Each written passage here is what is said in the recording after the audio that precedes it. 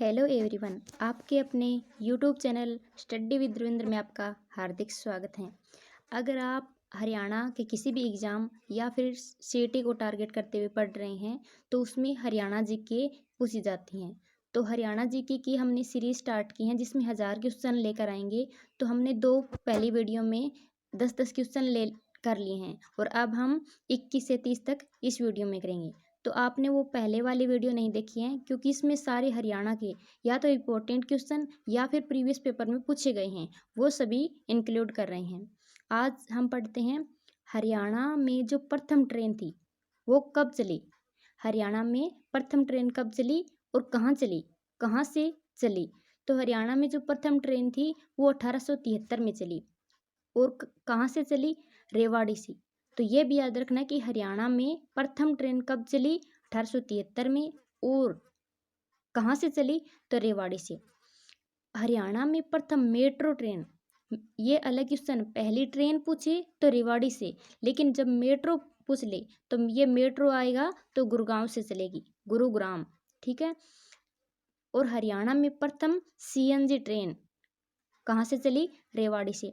CNG train भी रेवाड़ी से चली थी और प्रथम ट्रेन भी रेवाड़ी से चली थी, लेकिन जो मेट्रो ट्रेन है वो रेवाड़ी से नहीं चली थी, वो गुरुग्राम से चली थी। तो अगर आप हमारे चैनल पर पहली बार आए तो चैनल को सब्सक्राइब करना भी ना भूलें। और अगर इस वीडियो की आपको पीडीएफ चाहिए तो हमारे Telegram channel study with Ravindra को ज्वाइन कर लीजिए, उससे आपको पीडीएफ अवेलेबल करवा दी जाएगी। आगे देखते हैं, सुल्तानपुर पक्षी विहार कहाँ है। जो सुल्तानपुर पक्षी विहार है वो कहाँ है, गुरुग्राम में है। और इसे और किस नाम से जाना जाता है, इसे डॉक्टर सलीम अली पक्षी विहार के नाम से जाना जाता है। डॉक्टर सलीम अली कौन थे, ये पक्षी वैज्ञानिक थे, इसे ऑर्निथोलॉजिस्ट भी कहते हैं इसीलिए। और यहाँ पर जो सुल्तानपुर पक्षी विहार है जो गुरुग्राम में, इसमें कौन सा पक्षी के लिए प्रसिद्ध है, साइबेरियन सारस के लिए प्रसिद्ध है। ये यहाँ पर साइबेरियन सारस देखा जाता है। तो ये भी पूछ ले कि साइबेरियन सारस कौन से पक्षी विहार में आता है, तो वो कौन से में आता है, सुल्तानपुर पक्षी विहार में आता है साइबेरियन सारस। और वो पक्षी विहार गुरुग्राम में है और जिसे डॉक्टर सलीम अली पक्षी विहार के नाम से भी जाना जाता है। तो इन सभी बातों को आपको एक दूसरे से रिलेट करके याद रखना है। आगे देखते हैं, झील। एक बार हरियाणा के एचएससी ने प्रश्न पूछ लिया कि हरियाणा में टोटल कितनी झील हैं, और उसमें एचएससी ने 6 झील मानी। लेकिन आप अगर टोटल झील देखते हैं तो हरियाणा में टोटल झील 6 नहीं है, 6 तो ओनली गुरुग्राम में मिल जाएगी आपको, जो कि याद करनी है। लेकिन एचएससी ने पता नहीं कैसे 6 झील मानी थी कि हरियाणा में 6 ही झील हैं। तो आपको इस हिसाब से 6 झील बतानी है अगर काउंटिंग के हिसाब से पूछ ले, लेकिन टोटली आपको याद करनी है तो ओनली गुरुग्राम में 6 झील हो जाएगी। तो गुरुग्राम में कौन सी झील है, दमदमा झील कहाँ, ये पूछ ले, या गुरुग्राम में कौन सी झील है, दमदमा झील, जो कि सबसे बड़ी झील है हरियाणा की। हरियाणा की सबसे बड़ी झील गुरुग्राम में है और वो कौन सी है, दमदमा झील। और बड़खल झील कहाँ है, बड़खल झील फरीदाबाद में है। सुखना लेक या सुखना झील ये चंडीगढ़ में है। कोटला झील मेवात में। तो इन सभी को याद रखना है। दमदमा झील तो वेरी वेरी इंपॉर्टेंट है, एचएससी का फेवरेट क्वेश्चन है कि दमदमा झील कहाँ है या फिर गुरुग्राम में कौन सी झील है। बड़खल झील फरीदाबाद में है, ये भी आपको याद रखना है क्योंकि ज़्यादा झील गुरुग्राम में है सबसे ज़्यादा, तो इनसे गुरुग्राम से ज़्यादा प्रश्न पूछते हैं। तो आपको गुरुग्राम की जितनी भी झील हैं उनको भी याद रखना है। सुखना लेक, सुखना झील चंडीगढ़ में है और कोटला झील मेवात में है। आगे देखते हैं, नदी। नदी हरियाणा में टोटल 9 है, उनसे भी उनके प्राचीन नाम या फिर वो कहाँ से निकलते हैं और हरियाणा की कौन सी दिशा में वो बहते हैं, इन सभी से भी आपको नदियों से क्वेश्चन मिलते हैं। तो आपको इस प्रीवियस पेपर या इम्पोर्टेंट क्वेश्चन की जो सीरीज है इसमें हम जो प्रीवियस पेपर से पूछे गए हैं उस सभी को इंक्लूड कर रहे हैं। तो धीरे धीरे सभी नदियों को के प्रश्न को भी हम करा देंगे। मारकंडा नदी का प्राचीन नाम क्या है, जो मारकंडा नदी है उसका प्राचीन नाम क्या है, अरुणा है। तो ये भी पूछ ले कि अरुणा किसका प्राचीन नाम था, या मार्कंडा नदी का प्राचीन नाम क्या है, तो अरुणा है। और जो साहिबी नदी है, जो मार्कंडा है, वो हरियाणा के उत्तर में बहती हैं, और जो साहिबी हैं वो हरियाणा के दक्षिण में बहती हैं। तो साहिबी का प्राचीन नाम क्या है, दृष्टद्वती। दृष्टद्वती साहिबी का प्राचीन नाम है, और मार्कंडा का अरुणा है। तो ये भी आपको ध्यान रखना है। और ये वेरी वेरी इंपॉर्टेंट है, हरियाणा के पूर्व में कौन सी नदी बहती हैं, तो वो है यमुना। और 4 उत्तर में बहती हैं, 4 दक्षिण में बहती हैं हरियाणा की नदियाँ, और एक पूर्व में बहती हैं, वो है यमुना नदी। तो ये भी आपको याद रखना है। आगे देखते हैं महाभारत का युद्ध कब हुआ था। तो महाभारत का युद्ध एक बार एचएससी ने जो ग्रुप डी का पेपर था उसमें महाभारत से हर पेपर में जितने भी ग्रुप डी के पेपर हुए उन सभी शिफ्ट के पेपर में महाभारत के युद्ध में से बहुत से क्वेश्चन पूछे। तो इनको सभी को भी इंक्लूड करना है, क्योंकि हम सोचते हैं ये प्रश्न नहीं आते, ये इंडिया जीके के हिसाब से हो सकते हैं, लेकिन इंडिया जीके हो चाहे हरियाणा जीके, सभी जितने भी हरियाणा में जो भी हुआ उन सभी को हरियाणा जीके में भी इंक्लूड करके पढ़ना है। तो महाभारत का युद्ध कब हुआ था, 900 ईसा पूर्व में हुआ। और महाभारत का युद्ध किन किन के बीच हुआ, कौरवों और पांडवों के बीच। 5 पांडव थे, बाकी कौरव थे, इनके बीच युद्ध चला। कितने दिन चला, 18 दिन। और महाभारत का युद्ध कहाँ हुआ था, कुरुक्षेत्र में। तो ये भी आपको याद रखना है। कुरुक्षेत्र कहाँ है, हरियाणा में। तो कुरुक्षेत्र, इसीलिए कुरुक्षेत्र को धर्म नगरी भी कहते हैं। तो कुरुक्षेत्र में युद्ध हुआ था, 900 ईसा पूर्व हुआ था, और कौरवों और पांडवों के बीच हुआ। और कितने दिन चला, 18 दिन चला था। उसमें पांडवों की जीत हुई, क्योंकि पांडव सच्चे थे, सच्चाई की हमेशा जीत होते हैं। और कौरव हार गए थे, क्योंकि वो इनको पांडवों को अपनी जमीन अपनी दौलत नहीं देना चाहते थे, जो कि इनका पांडवों का उनका हक था। उनकी हक की जमीन, हक का जो राजपाट था वो देना नहीं चाहते थे, लेकिन सच्चाई की जीत होती है, इसीलिए पांडवों की जीत हुई और कौरव हार गए। तो 900 ईसा पूर्व हुआ था, कौरवों और पांडवों के बीच हुआ।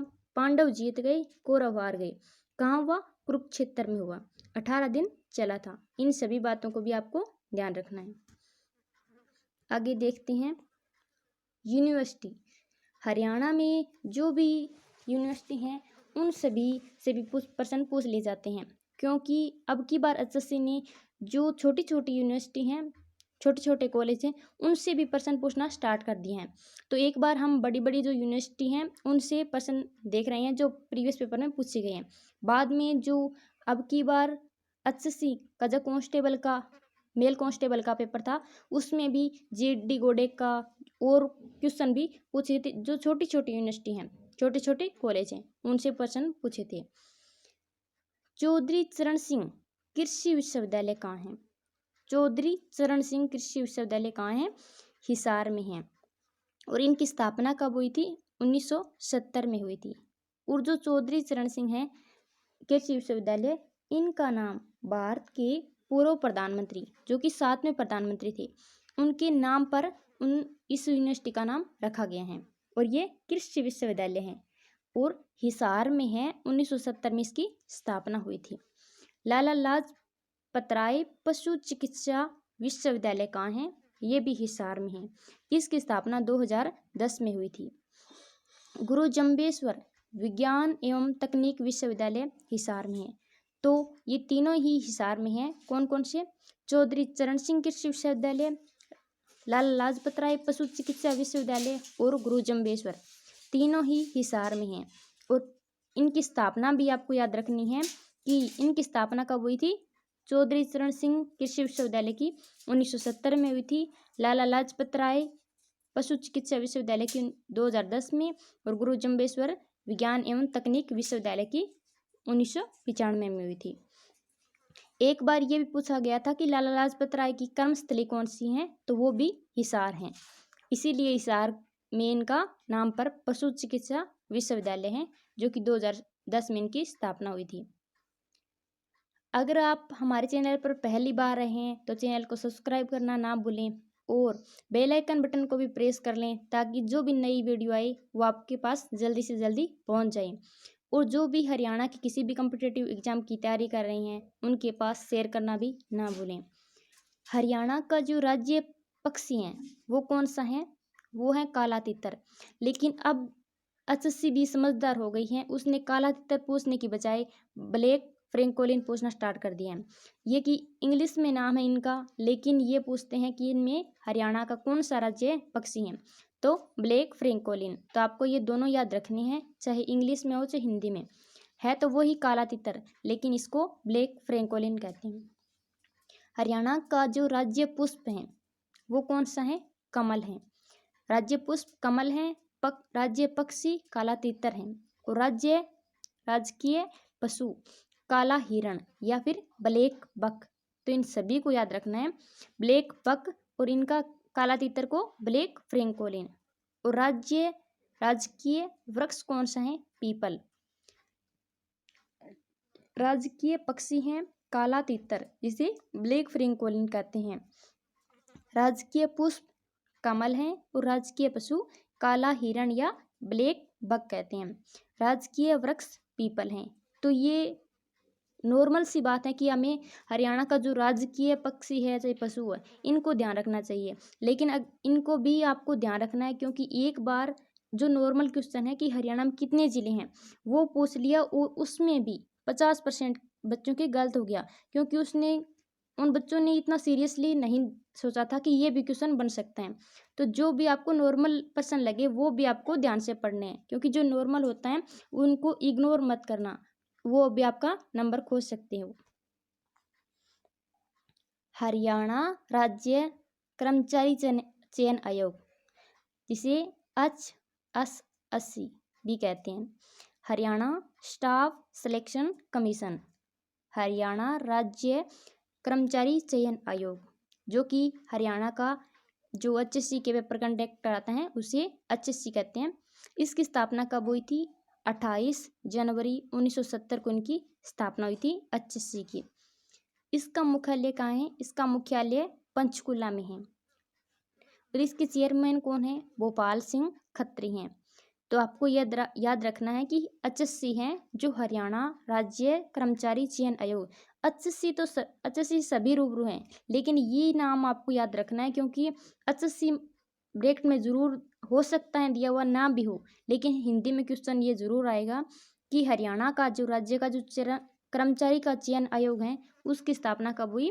28 जनवरी 1970 को हुई थी, और उसका मुख्यालय पंचकुला में है। उनके जो चेयरमैन हैं उनका नाम है भोपाल सिंह खत्री, और खत्री उनकी गोत्र नहीं है, उनके गांव का नाम है। ये भी एक बार पेपर में पूछा गया है कि खत्री उनका गांव का नाम है, उनकी जो जात है कुछ भी अलग अलग पूछ लिया, लेकिन वो उनके गांव का नाम है। तो ये अभी आपको याद रखना है। आगे देखते हैं हरियाणा की जो सरकारी भाषा है वो कौन सी है? हरियाणा की सरकारी भाषा हिंदी है। सभी काम हरियाणा की सरकारी भाषा में हिंदी में होते हैं। तो हमारी प्रथम लैंग्वेज कौन सी है? हिंदी है। चौधरी बंसी लाल ने, जो कि हरियाणा के पूर्व मुख्यमंत्री, ने हरियाणा की दूसरी भाषा तमिल घोषित की। जब हरियाणा के चौधरी बंसी लाल मुख्यमंत्री थे तब हरियाणा में दूसरी लैंग्वेज, पहली लैंग्वेज कौन सी है? हिंदी। सरकारी लैंग्वेज भी यही है और पहली लैंग्वेज भी हिंदी है। तब उन्होंने दूसरी लैंग्वेज कौन सी, दूसरी भाषा कौन सी घोषित की? तमिल। तो ये भी आपको याद रखना कि चौधरी बंसी लाल ने दूसरी लैंग्वेज, पहली नहीं की, पहली तो हिंदी रखी सभी ने, दूसरी भाषा घोषित की तमिल। और चौधरी भूपेंद्र सिंह हुड्डा जब ये मुख्यमंत्री थे तब इन्होंने हरियाणा की दूसरी भाषा पंजाबी को घोषित की। तो सभी ने दूसरी भाषा घोषित की है, पहली नहीं की। पहली सभी की हिंदी है और की हरियाणा की सरकारी भाषा है, तो वही हिंदी है। और चौधरी बंसी लाल ने तो दूसरी भाषा तमिल को घोषित की, और चौधरी भूपेंद्र सिंह हुड्डा ने हरियाणा की दूसरी भाषा पंजाबी को घोषित की। तो ये आपको चौधरी बंसी लाल का भी याद रखना है कि इन्होंने तमिल घोषित की और चौधरी भूपेंद्र सिंह हुड्डा ने पंजाबी को दूसरी भाषा घोषित की थी। आगे देखते हैं हरियाणवी जो फिल्म है वो पहली कब बनी? तो हरियाणवी पहली फिल्म धरती कौन सी थी फिल्म थी? धरती। कब बनी? 1968 में। तो हरियाणा की पहली फिल्म हरियाणवी कब बनी? 1968 में। और हरियाणा की जो पहली सफल फिल्म थी वो थी बहू रानी, जो कि 1983 में बनी थी। और हरियाणा की पहली सफलतम फिल्म चंद्रावल 1984 में।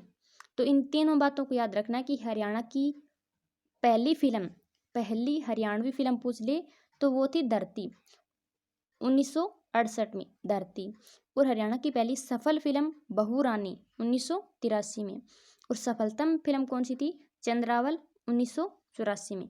तो ये हमने सीरीज स्टार्ट की है और इसमें 10-10 क्वेश्चन हर वीडियो में लेकर आएंगे, जो कि प्रीवियस पेपर में पूछे गए हैं, या फिर वो इम्पोर्टेंट क्वेश्चन हैं जो कि आने की संभावना है। और इस एक क्वेश्चन से हम रिलेट करके 2-3 क्वेश्चन लेकर आने की कोशिश करते हैं, ताकि जो भी हम रिलेट करके प्रश्न को याद करते हैं तो वो लॉन्ग टाइम तक याद रहता है। वरना हम इतने ही पढ़ लें कि हरियाणा की पहली फिल्म कौन सी है, धरती, और 1968 में बनी थी, लेकिन इन सभी बातों को इन फिल्म के साथ ही रिलेट करना है, क्योंकि ये हरियाणा की पहली सफल फिल्म भी पूछी गई है एक पेपर में। वो थी बहू रानी, जो कि 1983 में बनी थी। तो इन सभी फिल्म से भी जितने क्वेश्चन थे, 2-3 जो कि प्रीवियस पेपर में पूछे गए थे, उस एक पर्सन के थ्रू हमने इनको इंक्लूड करने की कोशिश की है। तो और भी आपको हरियाणा की कोई भी टॉपिक से रिलेटेड मटेरियल नहीं मिल रहा है तो कमेंट बॉक्स में ज़रूर बताएं। और आपको ये क्लास कैसी लगी ये भी कमेंट बॉक्स में ज़रूर बताएं। Thanks for watching.